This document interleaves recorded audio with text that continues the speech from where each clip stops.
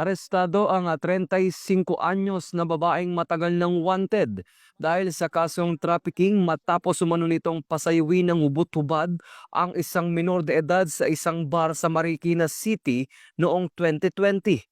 Naaresto ang suspect noong Biyernes, ika-5 ng Disyembre ng mga tauhan ng Marikina City Police Station sa Barangay San Roque, Tarlac City.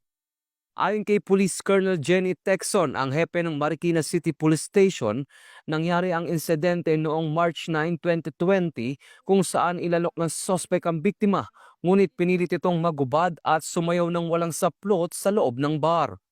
Agad nagreklamo ang pamilya ng biktima, ngunit nagpalipat-lipat umano ng lugar ang suspect kaya hindi agad natuntun.